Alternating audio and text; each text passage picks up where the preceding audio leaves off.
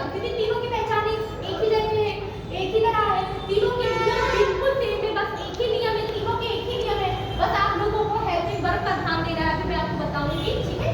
तीनों में क्या है, सब्जेक्ट, पहले में भी सब्जेक्ट, दूसरे में भी सब्जेक्ट, इसमें भी सब्जेक्ट, ठीक है। फिर सब्जेक्ट के बाद helping verb, helping verb, helping verb. लेकिन यही पे आप लोगों को ध्यान देना है कि हेल्पिंग वर्ब किसमें क्या लग रहा है। तो प्रेजेंट परफेक्ट कंटीन्यूअस में हेल्पिंग वर्ब हैज है लग रही, क्या लग रही है, हैज है।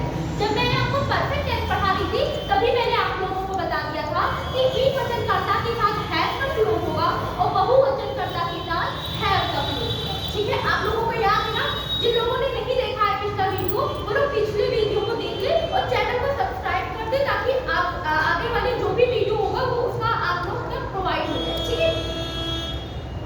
सब्जेक्ट इसमें भी सब्जेक्ट, इसमें भी सब्जेक्ट, इसमें भी, ठीक है। फिर helping verb, present perfect continuous में हेल्पिंग वर्ब हैज का प्रयोग होगा, पास्ट परफेक्ट कंटीन्यूअस में हैड का प्रयोग होगा और फ्यूचर परफेक्ट कंटीन्यूअस में विल हैव और शैल हैव का प्रयोग होगा। किसका प्रयोग होगा, विल हैव और शैल।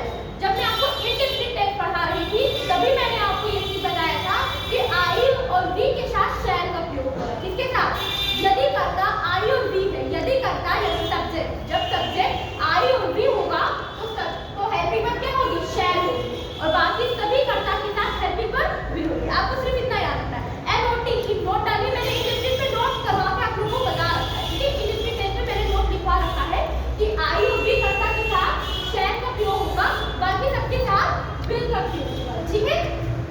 आगे बढ़ते हैं। हेल्पिंग वर्ब के बाद किसका प्रयोग होगा, बी का। इसमें भी हेल्पिंग वर्ब के बाद बी, इसमें भी हेल्पिंग वर्ब के बाद बी, ठीक है। अब इसके बाद बी के बाद इसमें भी बी के बाद मेन वर्ब की फर्स्ट फॉर्म, मेन वर्ब की फर्स्ट फॉर्म,